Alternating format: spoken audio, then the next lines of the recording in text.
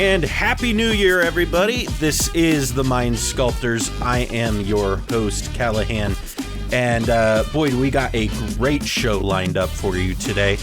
Joining me this week are some more of the Sculpty boys. Coming in is Spleenface. How's it going, Spleen? It's going all right. From right here in Lincoln, Nebraska with me, it's nice and snowy here. We just got a foot of snow, is my good friend Fenix. Hey there, doing well, other than the snow. And also joining us, again, you know him, you love him, is our good friend Cobblepott. Cobble, how's it going today? Not too bad. Happy New Year. You know, I talked about this with Pongo briefly at the beginning of our last gameplay episode. And, you know, I'm really hoping that gameplay that we released with Spleen, you and Cobble, and Alan from Mental Misplay and Rebel, I'm really hoping that does a good job of setting the tone for 2021. So maybe we have a better year than 2020. I'm just happy that I managed to, like, actually win a game, you know, once. Got to not go, like, last or third, and then not be in, like, a pod specifically crafted to make it impossible for me to win, and then... Well, I thought we established that, I think the only... What is it? Whenever you and I play together, you always end up in, like, third or fourth place somehow in the turn order. And I think in one game we did, and I think that was on stream, like, 1 or 2 weeks ago, is you finally made it to second in the starting and rotation. And I immediately won. Right. I was let out of prison. Well, thank you all for joining me, and you know, hopefully this new year will be great, and hopefully it will be a little bit better than 2020. Although 2020 was an interesting year, nonetheless, for Commander, and it's brought us some new interesting toys, specifically some new toys for the these Wheel Thief. I think the prototypical type of deck for it, most famously, would be like Opus Thief, right? These wheel decks, and so today we're going to do a deep dive, kind of look at all these different lists, some of the pros, some of the cons, and which ones we like the most right now, and you know, just kind of going off from the beginning here. Like I said, the most famous, probably famously developed. That's Shaper's list, right? The Tymna Kraum list. Opus Thief, yeah. Yeah. Okay. Mm-hmm. So it's for Opus Thief. If you're not familiar with it, Spleen, what is Opus Thief for the uninitiated? So Opus Thief was a deck I think made after the printing of Narset in War of the Spark, though it may have actually been Smothering Tithe in Ravnica Allegiant.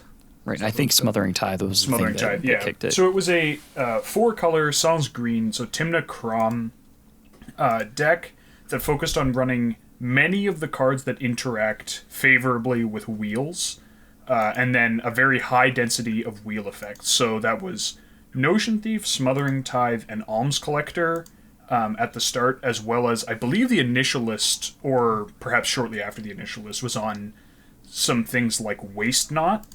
And then the idea is you have Time Twister, Wheel of Fortune, Winds of Change, Windfall, Whispering Madness, etc. And so you just have this very high density, where like most of them combine to more or less win you the game. Like if you wheel with the Smothering Tithe out, you're very likely to win the game. Wheel with Notion Thief, you certainly win the game. There were a couple, like Time Twister doesn't really interact with Waste Knot, but generally you had a very high set of like A plus B combinations. And at the time also casting wheels was really, really good because the sort of Apex Predator was generally thought to be Hulk decks, which are, unlike most sort of CDH decks we see today definitely weren't down to just like randomly be wheeled.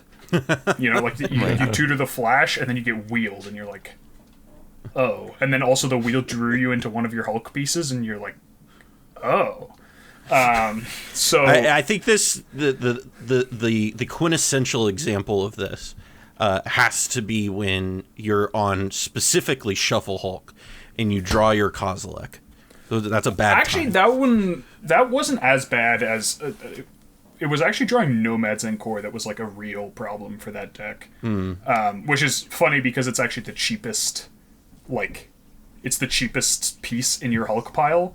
But what that means is that you still have to get all the expensive pieces and the way to get it into play as part of your Hulk pile, right? Like if you draw like Kozilek, you still, you just get Body Snatcher, discard the Kozilek, and then reanimate the Hulk and go again. But with Nomads, because most of the piles where you have to multi-Hulk were like, you get Body Snatcher, the Sack Outlet, and Nomads, and then you Hulk again. You can't do that because the Nomads is in your hand. But anyways, it's not super important. Just wheels were much reasonably safe to cast into Hulk decks because they were big on sculpting their hands, and didn't just sort of have the same explosive potential from a fresh 7 that things like Turbonaz do.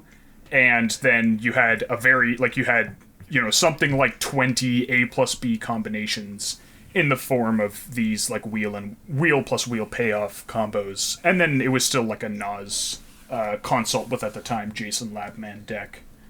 There were things like Mnemonic Betrayal was played, and the name Opus Thief comes from Notion Thief, which was certainly the best of the wheel payoffs, and then Kraum Ludovic's Opus, which a lot of people really never picked up on. Yeah, that's interesting that nobody really picked up that. That was why it was called Opus Thief. Opus? And I always thought that. Right. Why is Shaper's Opus? No, that wasn't it. I know. I'm just saying that's probably what people thought that was what he was meaning. But yeah, so you were Opus Thief, Tymna Kraum.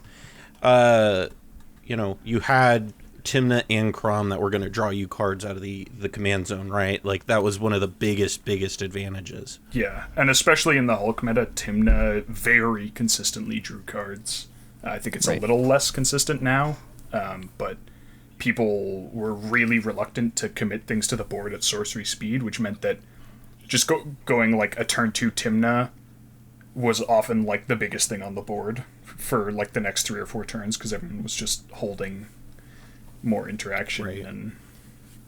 Right. This was before Underworld Breach was printed, and Underworld Breach really kind of solves a lot of problems with people who wanted to try to sculpt a very particular hand. It picks up a lot of the slack if somebody does wheel some of the pieces of your hand that you really needed to have. Yeah. So I think that the printing of Underworld Breach has strengthened a lot of those kind of A plus B combos that people would hold one piece in their hand and wait for the other to come along. If you can just play things out of your graveyard, then it's very forgiving to be able to persevere through that type of hate. That's definitely like an important thing to recognize about this list is that the initial list, like just wheels were good. And I think that that's like much less true now than it was then. So like luckily we've got a substantial increase in the quality of available payoffs to sort of offset this, and lots of other tools, and also like our own sort of proactive payoffs with, obviously you can play Underworld Breach, and then things like Yawgmoth's Will obviously still existed at the time, but I think we talk about it like it was ages ago. It was. We went through 2 eras of CEDH since then, like right. But yeah, so I think that modern day Wheel Thief lists are less likely to just be sort of like it was, the original Opus Thief list would often just go like land cantrip or land tutor, whatever, like land talisman, and then sometimes you would just wheel because you're like, okay, I think hands are getting a little too sculpted here. The Hulk player's tutored twice, maybe I'll jam the wheel. Or like, it was definitely more of a mid-rangey deck initially and wasn't looking to like do crazy, like you had the ad nauseas, but it definitely wasn't a turbo deck, and you weren't consistently trying to pull off like turn 2 type ad nauseas or like turn 2 wheel payoff into turn 3 wheel was like, if it happened, great, but it wasn't sort of a focus of the deck. Do you feel like that's changed? I think somewhat, yeah. Like you just can't afford to be like hands that don't accelerate until turn 2 are like definitely rough, especially when that acceleration is going to be a rock that's then going to feed like potentially opposing docksides, opposing fishes. So I think that's the list definitely has to. You want to be playing more consistently, slightly faster than the original list. Yeah, I think that the card that really emblemizes the change from that old style of Opus Thief to what the new style is maybe Brain Freeze, right? If you told Shaper that Brain Freeze was going to be in this deck when he made it originally, I think you would get a funny look. I mean, yeah, but that has more to do with the printing of Underworld Breach than I think the generic shift in the deck. Though, yeah, it's certainly, I think that Brain Freeze was a card, when Breach was first printed, people sort of went, you can do Brain Freeze, that's kind of cute. And most people sort of concluded that Brain Freeze wasn't really good enough. And like you'd rather do it with wheels, because wheels are a lot better when you don't have Underworld Breach, where Brain Freeze really isn't. So yeah, certainly I think most iterations of the list are speeding up a little bit. And I think a lot of that has to do with the adaptation of the fact that you can't just be randomly jamming wheels if you're slower than other decks at the table. Because they'll just dump out like 6 mana, and go down to 2 cards. And then if your plan was just to cast a wheel on turn 2 or 3, like, that's not a great plan anymore. Right. And we'll circle back to this, because we really talked about, we've talked about a lot of this stuff somewhat before, but I kind of I want to get through these lists real quick, and then we'll kind of figure things out. So like, we've got Silas Roger as kind of the next thing that we're kind of looking at, and that's a that is an incredibly recent development. Famously, Pongo with the turn 1 win off the most insane Jessica's Will I've ever seen in my entire life. Cobble, when we're talking about this list, I mean, you've got to see this deck firsthand. What is it that this is really bringing to the table? So what we're looking at is, I mean, with the printing in Commander Legends of the Hull Breacher and Opposition Agent, what we've got cemented now is kind of a let's say a more established game plan or strategy for kind of playing a reactive, wheel-oriented payoff kind of a list. So when we say Silas Roger here, this is looking at Silas Roger from the perspective of being a candidate for something that can play this style of game.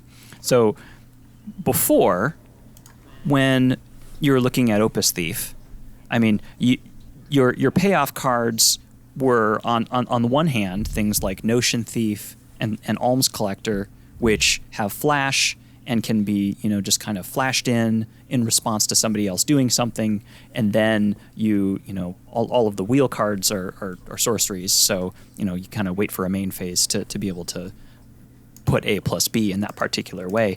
All of the other payoff cards, things like Narset, things like Waste Not, things like off the top of my head, Smothering Tithe, all of those are kind of sorcery speed payoff cards that kind of forced the deck to kind of play what I would say is a somewhat ambiguous game. It wasn't, a very consistent, reactive versus proactive kind of a game. Whereas because of the fact that now we've got Notion Thief that has Flash, we've got Alms Collector that has Flash, we've got Hull Breacher with Flash, and Opposition Agent that have Flash. Now, like that's a critical mass, and you don't even really need Alms Collector in that case. Just those first, just the other three that fit into blue-black, where really any time somebody has open mana and passes turn, there's this legitimate possibility that you need to respect that they could be holding up open mana to slam one of those thieves kind of into play to, on the one hand, impose a very real and legitimate restriction on the gameplay of everybody else, either hosing everybody else's ability to tutor or hosing everybody else's ability to draw. Both of those are really impactful. But being able to, if you've got that mana open as well, you're playing a very reactive kind of a game. When we're talking about a Turbo Naws kind of a deck, that's a very proactive thing. You want to be, blasting out as much ramp, as many rocks, as many rituals as you can, as quickly as possible, and then, pop off an Ad Naws, pop off a Peer into the Abyss, do something where you're generating a huge amount of card advantage and then finding a way to piece together a win through that. The game plan that seems to potentially be emerging now with the printing of these new thieves is that it seems like this is something that kind of runs counter to that strategy. It can still accelerate, it can still move really quickly, and still then, you can accelerate a bunch of mana onto the board and then pass still with mana available to be able to interact with the table and, present that possibility of possibly having one of those thieves that you can slam into play on somebody else's turn. I don't know if the strategy has existed long enough now with all of the new pieces for a certain style of play to have materialized yet that people have agreed on and given the seal of approval that yes, this is the way that Wheel Thieves should be played right now. Circling back to Silas Roger with the things that Roger brings to the game, where it just is, just a half step faster than everything else. It's extremely explosive. It potentially can, either accelerate you into a Naws, which is one part of the game, or it can potentially accelerate you into an A plus B and very quickly put you in a position where all of your opponents are hellbent and you've got, 21 cards, or 28 cards. And, that is something that, is worth kind of investigating and trying out. The thing with Silas Roger, though, is that extreme speed, that explosiveness that it represents comes at the kind of the cost of being pretty fragile, where if you don't wind up executing on that expected game plan, or someone is able to disrupt you, neither Silas nor Roger in the command zone is going to help you come back. The short game is really, really positive. The long game is really bad, and I think that because the nature of what the Wheel Thief strategy seems like it is, what the trajectory is moving toward, kind of being like a reactive, potentially long game kind of a style of play, I think Silas Roger is probably not the most appropriate home to house that strategy. Yeah, I think it's also sort of important to notice. I remember probably around a month ago on Twitter, Cobble, you were talking about adding a couple pieces to improve the consistency with which you win off of things like Wheel plus Hull Breacher. Right. And it was like, you would draw this 7-card hand and you'd have a bunch of mana, but then you'd go like, okay, this doesn't actually win the game, in like a clean way. And like, I didn't think that was a huge issue in something like Kenrith or Thrasios, where you have like a super obvious mana sink, or even like Tymna Kraum. If you just play Tymna, you play Kraum, you're immediately drawing one card off the Kraum, like the Tymna trigger with the Kraum.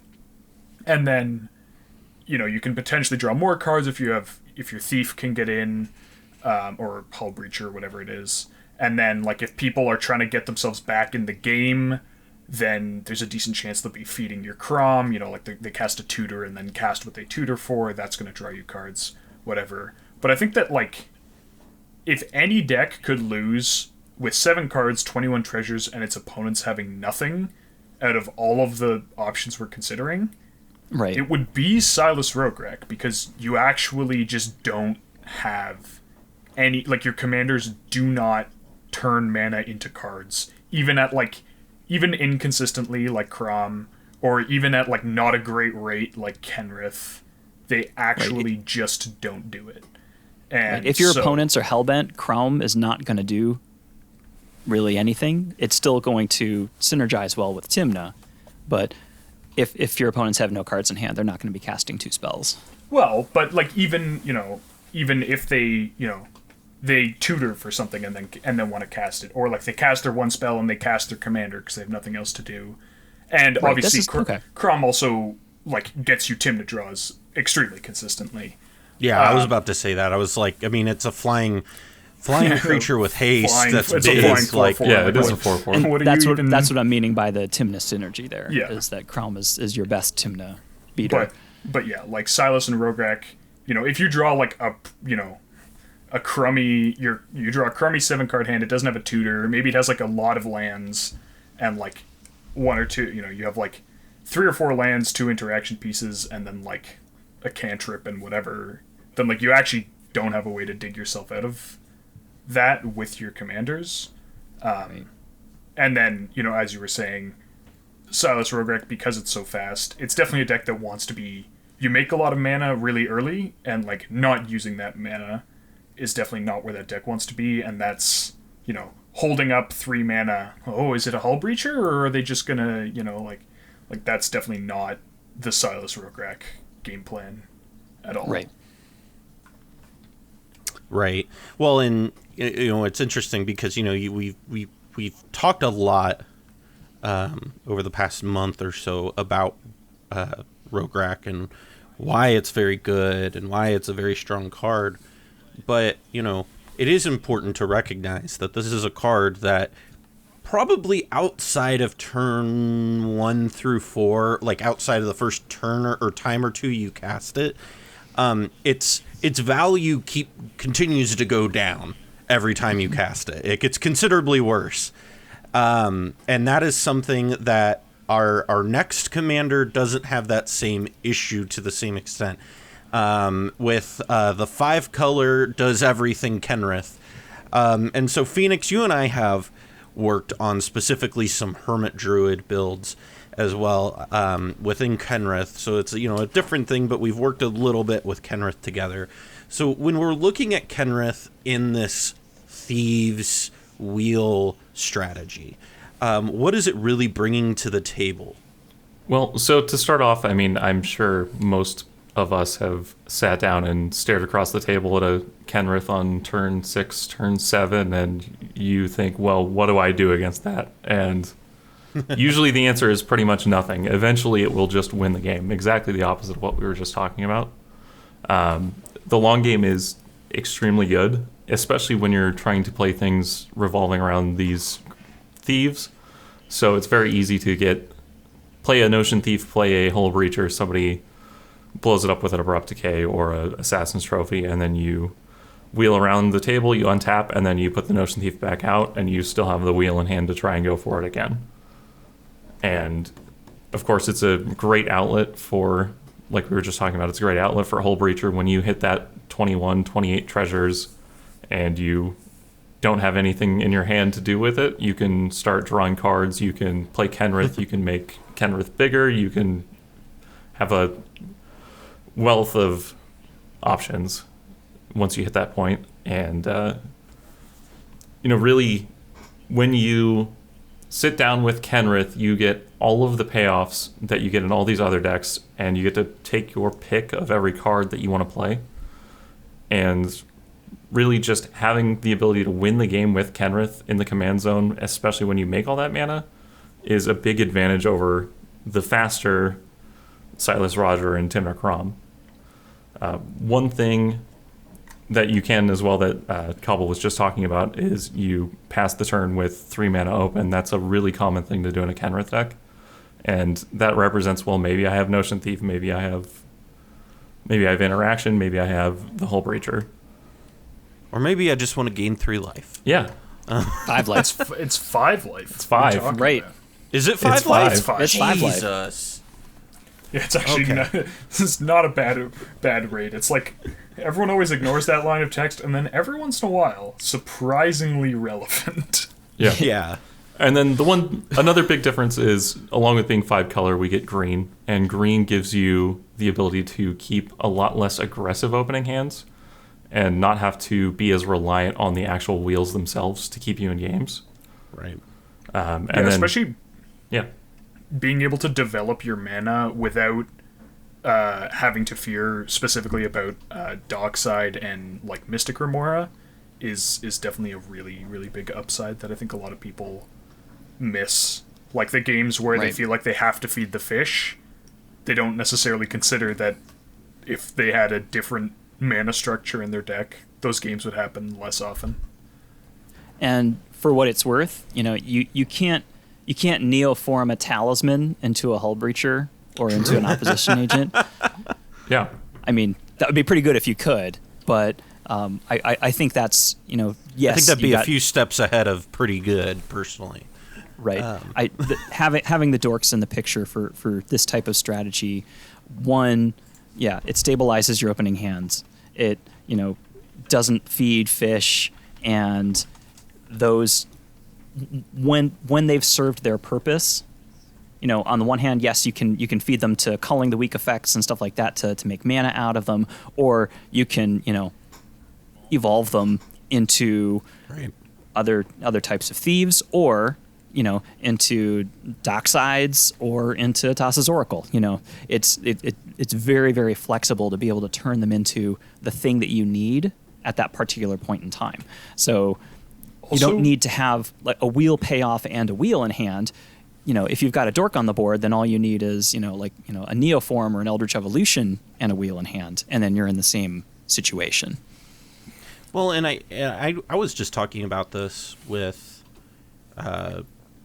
Pongo on Sunday before we went live, is because I played Consultation Scepter again on Sunday, and I've been playing a lot of what's it called? I've been playing a lot of Jessica Tymna Farm, and the difference of moving over to a deck where you have these dorks.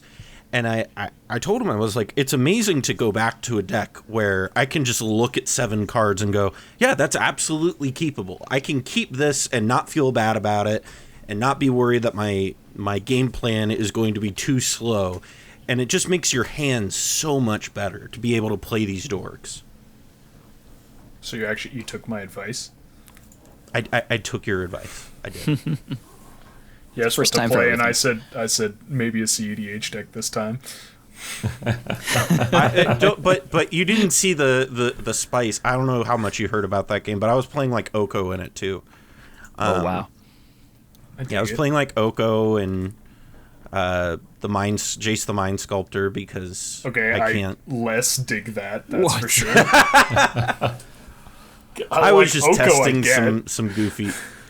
I was testing some goofy stuff. I told Pongo in that, and not to get too far off topic, but I was testing some Lavinia tech in that control list, and didn't really get to see them on the board. So they're probably not great, but you know what?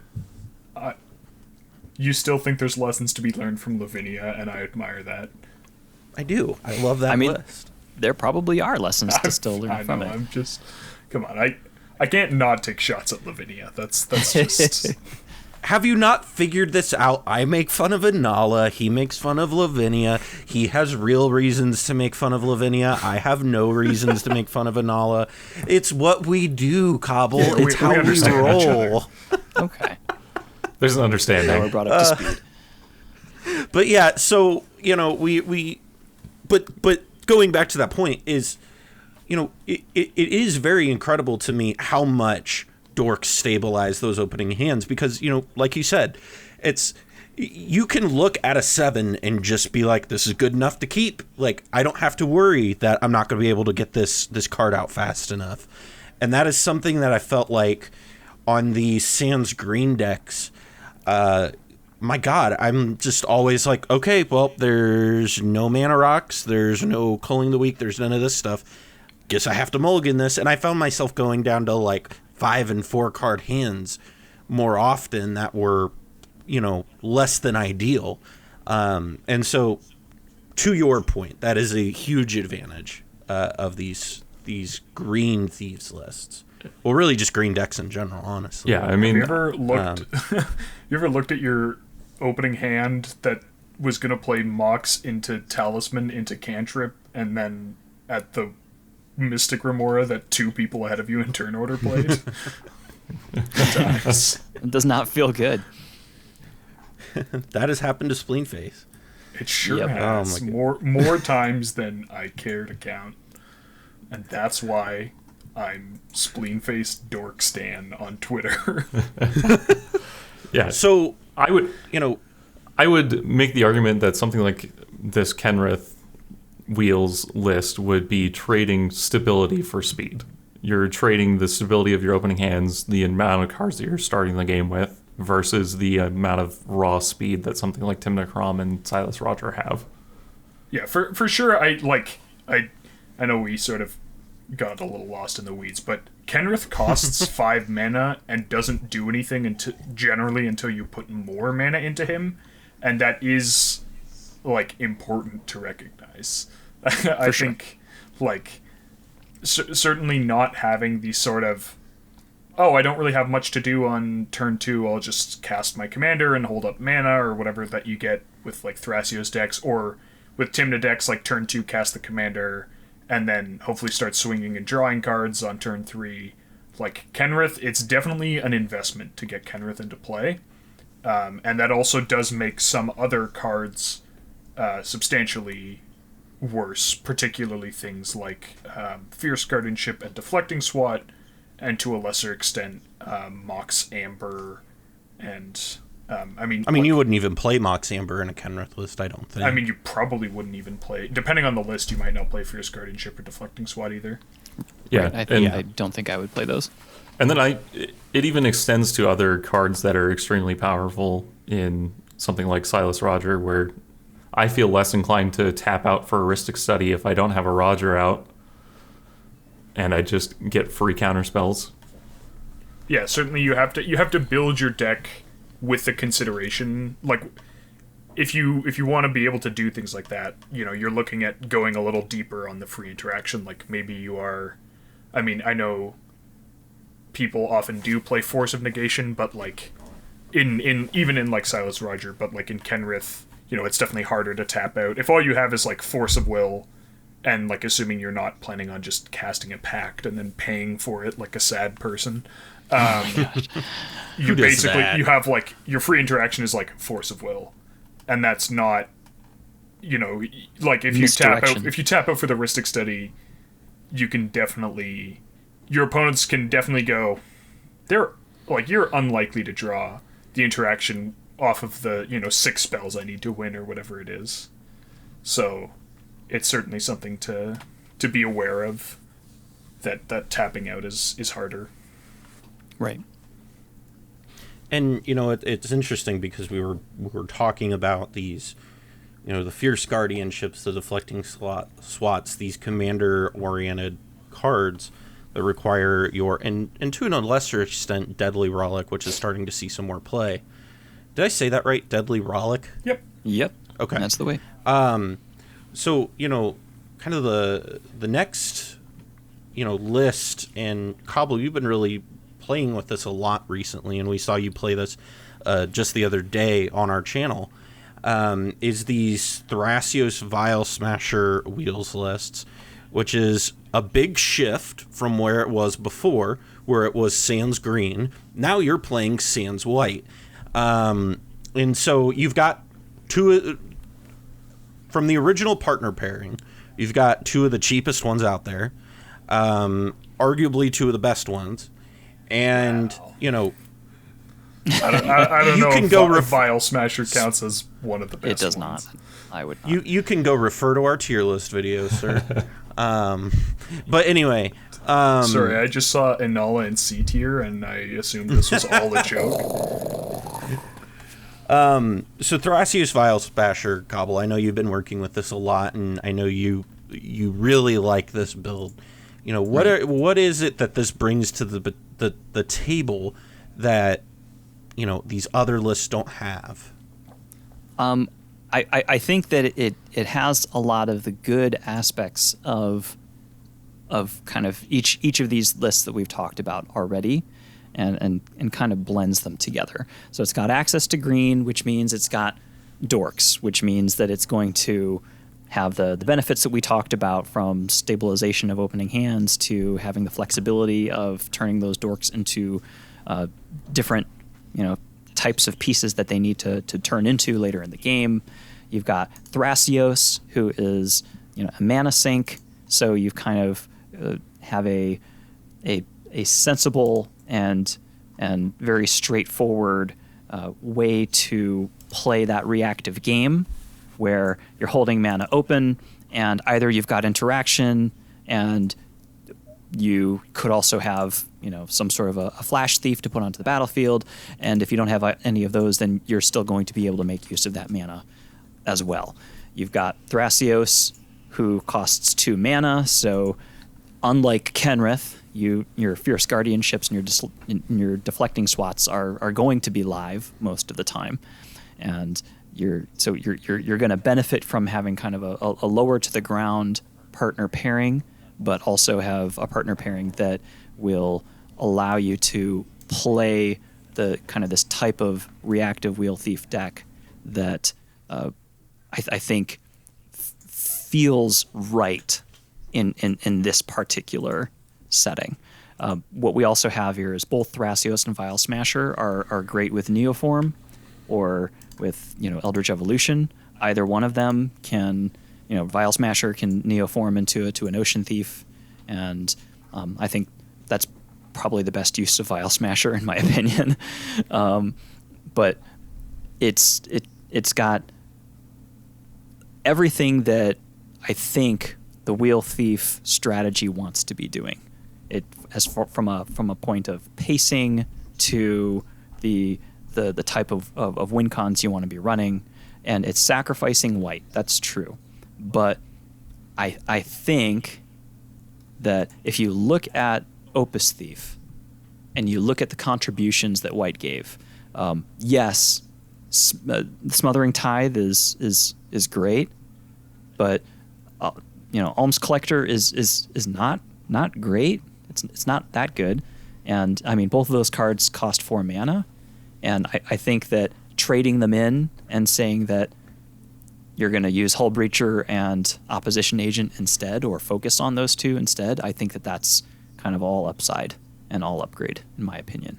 So the loss of white really, you lose Smothering Tithe, you lose Silence, and you lose Swords to Plowshares, and that really is kind of it. So the lack of white does not feel it doesn't feel that painful. So I will that say, said, this is not going to be as fast as Silas and Roger, and it's not going to have the same amount of sheer card advantage that Tymna and Kraum are going to have. So there's kind of like there's a give and a take, but of all of the lists kind of put together, I like the way that the strategy feels within the archetype of Thrasios and Vial Smasher as opposed to the other options. Yeah, I think. What were you going to say? It's like, I don't want to undersell losing Smothering Tithe, because I think Smothering Tithe is the most of all the wheel payoffs. It's the one that's the most winning when you play it without a wheel. Like, just play it. You get your mana back in like the first turn cycle. It's also like reasonably easy to tap out for, because if somebody untaps and wants to go for a win, they're probably giving you at least one treasure, so you're like, you're not really tapped out. And like, just seeing that, go a turn cycle around, someone activates a Thrasios, someone gets a Tymna draw, and then you untap, and then you're like, oh, I just have like 5 or 6 treasures, and then also like the 4 mana that I played the Smothering Tithe with last turn. So now, like, I'm looking at like a 10 mana turn if I want to play like a well-defended Adnaz, or just jam both my commanders, or, whatever that is. Like, I think that Smothering Tithe is, like, as a proactive piece, is by far the best wheel payoff with it, right, when you don't have a wheel. If we could, I would play Smothering Tithe and Thrasios Vial Smasher, but I think that Smothering Tithe is the only thing from White that feels really bad that we can't have. And that said, I do wish I could kneel for my dorks into a Draneth Magistrate, but that's just me. Hull Breacher. I mean, Hull Breacher is not the same. I mean, it's close, but it's not the same as Smothering Tithe. It definitely doesn't generate mana sort of passively the way Smothering Tithe does. It makes it so, like, it stops your opponents from drawing, whereas Smothering Tithe makes you treasure. And, like... Right, and I think that's a stronger ability. Keeping your opponents off of their hands is, certainly, I think, a very much situational evaluation. Like, yes, obviously it's very strong. I'm not denying that at all. But, like, there is something about, stopping your opponents from winning the game isn't in and of itself a game plan. Like, eventually you do need to win, and I've found that Smothering Tithe, like, while still also controlling, like, your opponents are unlikely to do things like cast Brainstorm and cast, I mean, obviously they're not going to cast Wheels. So, like, I don't know, I've just had really good experiences playing Smothering Tithe, even without a wheel to follow it up with. I do also think it's worth... I would say... Yeah. What was that, Phoenix? It's worth noting that Smothering Tithe is also the only wheel payoff that really interacts with draws. Yeah. Yeah. That is a huge part of it as well. Right.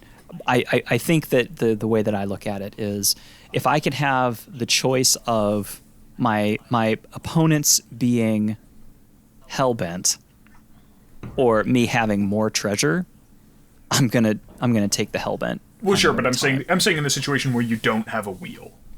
Right. So like, sure. Yeah, certainly Smothering Tithe plus wheel is much less good than Hull Breacher plus wheel. But, like, I've found that in decks, even decks with not a lot of wheels, or like not a wheel focused game plan, that just jamming Smothering Tithe does pretty incredible things, which is, like, that's I think valid. People sort of go like, losing Alms Collector is like whatever, and I just, wanted to make sure that we weren't putting Smothering Tithe in the same category, And it's definitely not. It's leagues better than Alms Collector for sure. Yeah, I think it's interesting. And one thing I kind of want to pick your guys' brains about, because, we're other, there are other variants, other commanders to watch out for. And one that I'm toying with personally right now is Thrasios Tymna in the Sans Red. How creative. Well, there's some things... Oh, no, I'm just... To me, it feels like it pulls... Yeah, I know, and some of this is me just being the mid-range guy that just wants to, keep decent hands and be able to sit on interaction, and that's just kind of how I like to play the game. But to another extent, it does feel like it does take some of the better pieces of what you all have been talking about, of what these wheels plans bring to the table, plus what White brings to the table in the what's it called, with the Smothering Tithe. When your thoughts on those sorts of things. Well, I think the big it doesn't have Wheel of Fortune. Yeah, the big issue when you leave red is that you lose wheels. You lose Wheel of Fortune, and then you also lose Winds of Change Inquiry. And Burning Inquiry, both of which see at least situational inclusion in some of these lists, but not all. Right. And so then you have 2 3-mana wheels in Windfall and Time Twister, and then you're looking at Dark Deal is a very sketchy wheel. Whispering Madness definitely does very cute things, especially when you cast it more than once, but it is 4 mana, not 3, and that matters, especially because you can't go turn 1 land Dork, turn 2 basically if you're especially when you're looking to neoform something into you might be sacrificing some mana to get your piece out, which is one of the big strengths of being in green, is that you have that access, but it does definitely, it is harder to back up, right. And it doesn't curve as nicely, but yeah, and then you're just down density straight up. Even Burning Inquiry is backbreaking with most of the wheel payoffs. Yes, they're not hellbent after you play Hull Breach or Burning Inquiry, but they're definitely sad. That's not even to mention that you aren't playing Underworld Breach or Dockside Extortionist. Yeah, that right. The Underworld Breach is also really nice because you can be very cavalier about jamming your wheels. You draw Thassa's Oracle in a hand, and then you're like, do I want to wheel this? But then when you have Underworld Breach, you're like, sure. And then you're just like, okay, I guess I'll just find Breach, when I feel like winning, I'll find the Breach, and then that'll be my line. I feel like Burning Inquiry with Hull Breacher is like a 1-mana Jeska's Will that forces your opponents to discard 3 cards. That seems good. It doesn't get you access to extra cards because you still have to discard, but right. I guess it's like a Jeska's Will with no commander. Yeah. You just get 9 mana and then your opponents all discard 3 cards. I'm sold. I'll take it. So for 1 mana, I guess. Also, now the real question is, I do have to call is out. This is? Oh, sorry. Go ahead. Oh, what were you gonna say? Sorry. I just said I have to call you out for throwing Thrasios Vial Smasher straight to Cobblepott when in early November. This was my idea. Right. And I was in the tiny minority. Only 10.3% of us said Thrasios Vial Smasher was the way to go. I think in my defense, I was torn. Too. Right, I was torn between Thrasios, Vial Smasher, and Kenrith. And I think at that point I was more high on Kenrith, and through playtesting, gradually came over to Thrasios, Vial Smasher. I'm still personally a Tymna if you need to hear it, guy. Spleen, I think you were right. Thank you, Cobble. That means a lot to me. How dare you validate Morgan's opinions? All right. Well, I guess I can retire, right? That's... So as we kind of go through this is a great segue for me. You guys both really feel that Thrasios Vial Smasher is the best one for this sort of thing, right? That's kind of where you both fall on. Yes. Just, if given the style of play that we want to try. If someone is going to build an archetype around Wheel Thieves that is proactive and more heavy on the Turbo Naz kind of end of the spectrum, then, Thrasios Vial Smasher might not be the best home for that. I think that Thrasios Vial Smasher winds up being a good home for that because we're looking at it from the perspective of being a reactive, kind of more of a long game strategy, as opposed to a breakneck, get to your combo as fast as humanly possible. That being said, I don't want to undersell the speed. Like, yeah, it's not Silas Rograkh fast, but I think depending on the cards you choose to include, it can certainly be Tymna Kraum fast.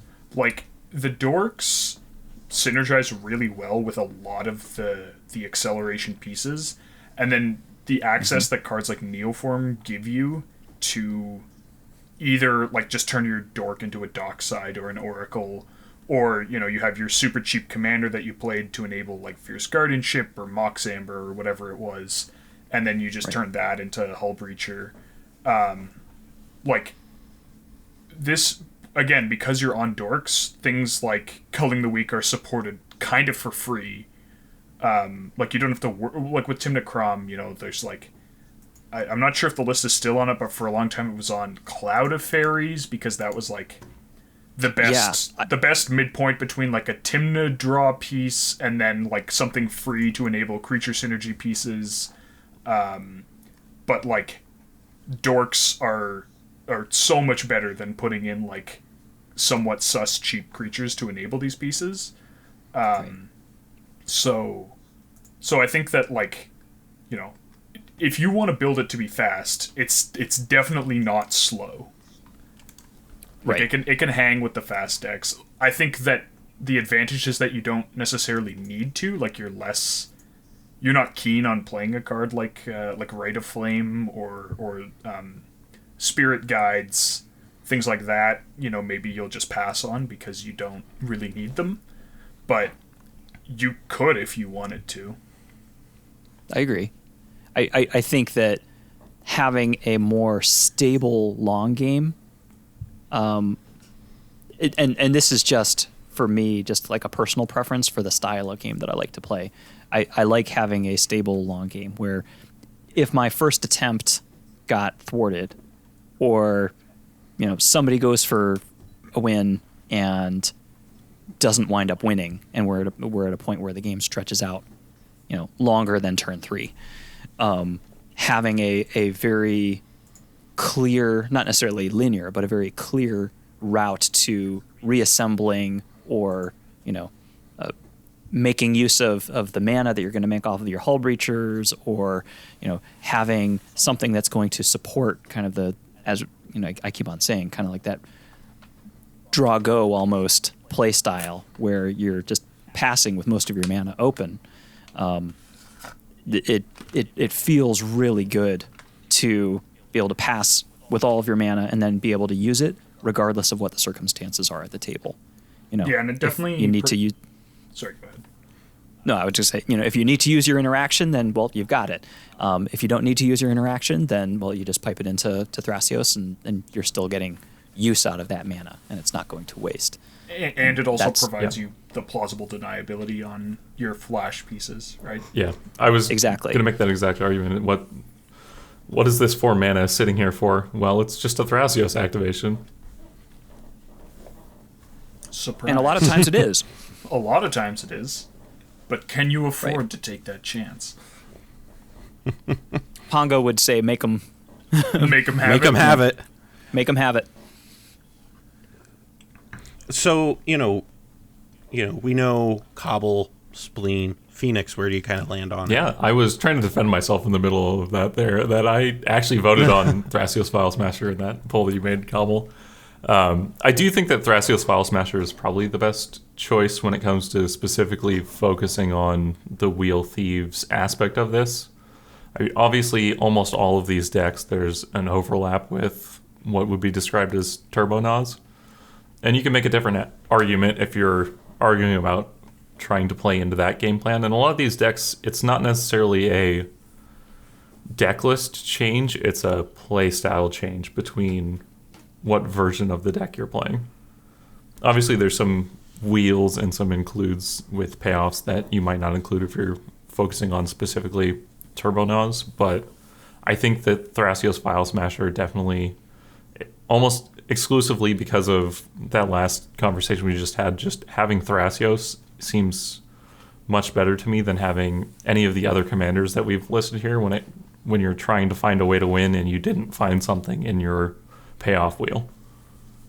Right. I actually include some of the cost reducers as well in my implementation, just because, advantage Thrasios. They don't feel wasted for sure. I like having the flexibility of being able to kind of hunker down into an even more reactive kind of, a Thrasios plan if you've got a training grounds on turn 1. That makes all of the rest of the game feel easier just because the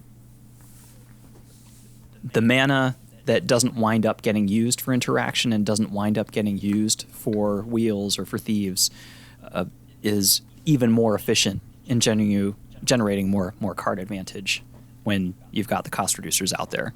And right. I've been real happy with how they've played so far. Yeah, it looks like a really cool deck, and I'm very interested in it. My favorite part about it personally is the fact that it plays Seedborn Muse. Yep. I personally am a big fan of Seedborn Muse. Seedborn Muse makes playing Notion Thief really easy. Yeah, no kidding. Because you just play the stuff, right? Right. So, before, we kind of wrap up and here as we're kind of moving on, are there any other commanders that really people should be keeping an eye out? Are there any commanders that you guys have in mind for this sort of strategy that might be worth investigating? Well, so, I think Hull Breacher... I've actually been a big proponent of Notion Thief sort of generally, even before Commander Legends. It's a card that I've looked to put in pretty much a lot of my lists that could run it, even if it wasn't a wheel-focused thing. It was if I was adding value pieces, it was I'd add Rhystic Study, and then if I wanted to go any deeper than that, it was Notion Thief, pretty much always. It's quite difficult to counter, because people don't play counter spells that counter creatures, and it's obviously very strong. Even if, people always go, I play Notion Thief, and then no one draws. It's yeah, exactly. Right. So, I think... That's not... I think Hull Breacher definitely just doubles down on that.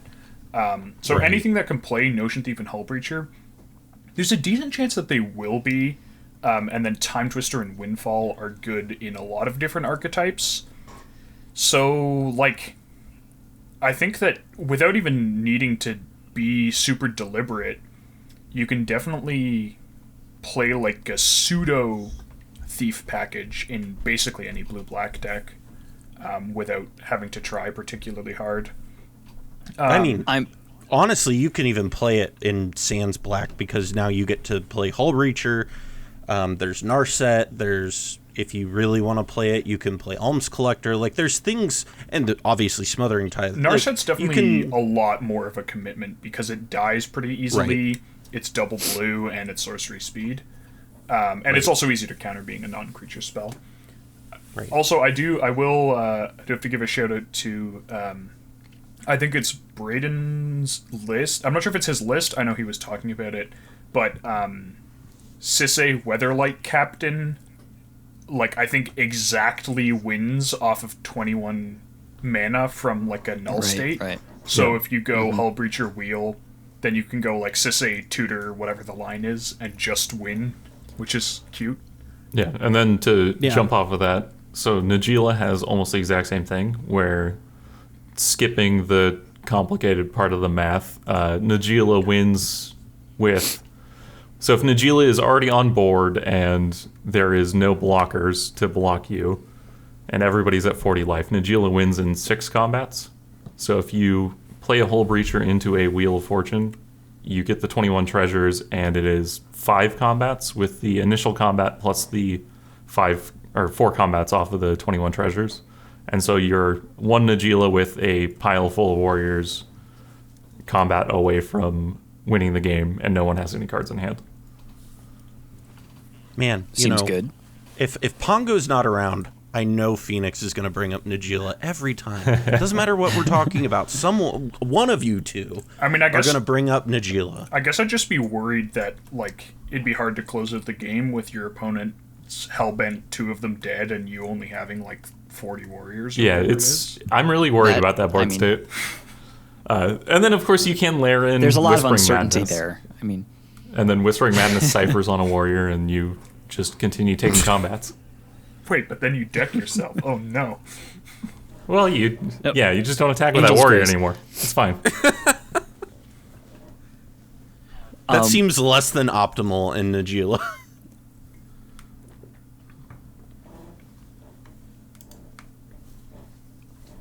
I think, non-jokingly, I am considering a version of Tymna Sakashima that is not running hate bears. So, kind of the first slew of Tymna Sakashima lists that came out are very hate bear oriented, and so they're very strong on torpor orb effects, and they're strong on rule of law effects, which means that if you do wind up doing a notion wheel and have 28 cards in hand, you're not going to be able to make use of them under those circumstances. So I'm doing a little bit of experimenting with that pairing that is kind of more of like an old school kind of a farm deck that's just all in on Nas and all in on the Wheel Thieves. Man, that deck seems so much better than the version I used to play with Silas. It was a fun deck, but yeah. Literally anything's better this. than Silas. I literally called it Sad Farm because that was how Was this I felt. Silas and Silas Tymna? Tymna, like Turbo Nas, Consult, whatever. Okay. Sad Farm. Right. That this would be effectively that, but it would be with Tymna Much and less Sakashima. sad. Right. So what winds up happening is, even if you don't wind up getting a hold of or getting to cast an Adnaz or a Peer or a Necropotence, just having 2 Tymnas makes so much of a difference. Especially if you've got a couple of evasive creatures on the battlefield, that you're ending your turns with 12 cards in hand, and I mean, just the mathematics is leans very strongly towards you being able to put something together, and the very, very early experiments so far are showing some possibility there. And I guess also in terms, while we're talking about what you're, getting there after your, with your notion wheels and whatnot. Not that it's particularly spicy or like new even, but definitely a good payoff for Wheel plus Hullbreacher is Kess. Because your absolute floor is that you play Kess and then cast the wheel again, see a fresh 7, generate 21 more treasures. And so that's definitely, like, those cards certainly go in Kess already, and they also interact very nicely with Kess. Guys, If people still think Kess is a good deck, which it Kess is definitely still good.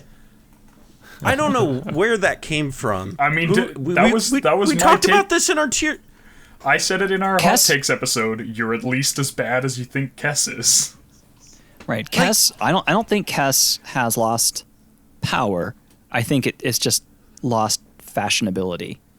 So everyone's enamored with all of the new things that you can do in Grixis. I mean, if you've seen Doom Scramble, oh my goodness.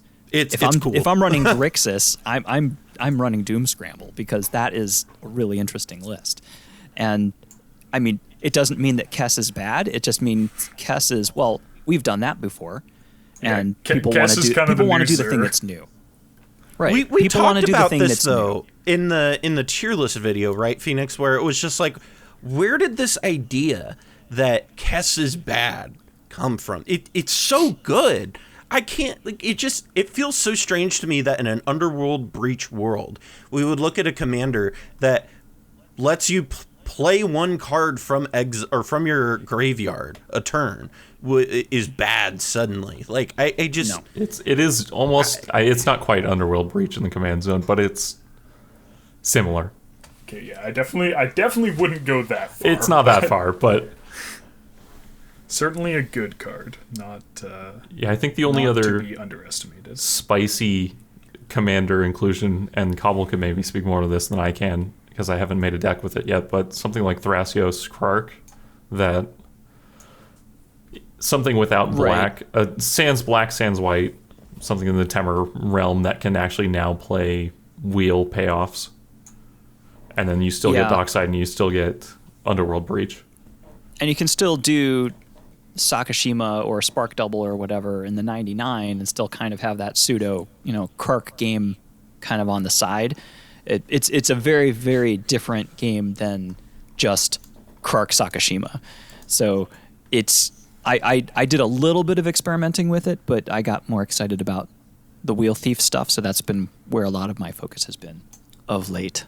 So I haven't gone too deep on Thrasios Krark. I wouldn't say that it's amazing, but I wouldn't say that it's not worth looking into either. Krark's just fun.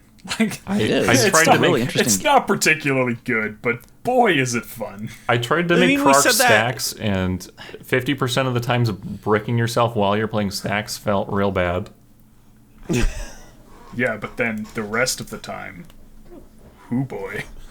Right. I think 50% of the time it works every time. That's Krark definitely is really that's fun definitely the to Krark play. motto. Krark is fun to play. I don't know how fun Krark is to watch. And it's like taking the worst of what Storm decks can do, where everybody else has to go and get a coffee and order a pizza and come back, and you're still there comboing off because you're not sure. Like when people are playing Storm for like the first time, or they're new to it and they're not sure where to go. Storm pilots. Right. I believe they call that the Paradox Engine Special. even when you know what you're doing with Krark, it feels like that when you're across the table, because especially if you are mechanically flipping coins or like doing something. Especially that sounds if like you don't a targeted call out. Well, no, not at all. I don't know of a way, because there's not a way to shortcut it, and there's not a way to speed it up, because you do need to show people the mechanics of what you're doing, and it is slow and repetitive. There's times that you're gonna cast a ritual, and goes back to my hand. Let me do it again. Okay, it went back to my hand. Here, let me do it again. Okay, that one worked, and I got 2 copies of it. Good. Now let me do it again. Nope, it goes back to my hand. It's just extremely repetitive. Well, and that's the thing with it, is it's non-deterministic, so you kind of have to go through all those pieces. Exactly, which is what's frustrating. Right, and don't take that in any way to mean that I'm saying anything negative about the deck. I'm just saying that it is utterly soul-crushing to play against, even when it's not winning. I hope you're watching this, Ken. I know he's watching. I know he's listening to this at the very least, and I want he him knows to that know we love him. We know we love him. But yeah, I mean, this has been like we've gotten off track somewhat. Yeah, but even in that, this is one of our shorter episodes, and I feel like we got a lot in this. Yeah. So, but thank you all for coming on again, and I know you all are part of the team, but I always will thank you, and thank you, the listener, for joining us this week and tuning in. Is tuning in the right word? Logging on? What is the right word? Tuning in is definitely a fine. Okay. Right. Opening your feed. Opening your feed. However there it is. you consume. For clicking the URL for however you consume this. Thank you for pulling it up and listening to it today. And we've talked a lot today, but make sure you like and subscribe if you're listening or watching on YouTube. And if you're not, or even if you are, make sure you check out our Patreon. There is a link in the description. We just revamped it, so there's a bunch of new tiers. They're all named after different Jace planeswalkers, because of course they are. And we've had a couple people pick this level, but there's the strategist level, where you can help us come up with, I believe it is some video ideas and things of that nature. And we'll have some of those things like quarterly for those patrons. So again, thank you all for joining us, and thank you guys again for being available and coming on and talking for an hour about which deck we think is the best and which wheels plan is the best. So with that, thank you guys, and we'll see you next time.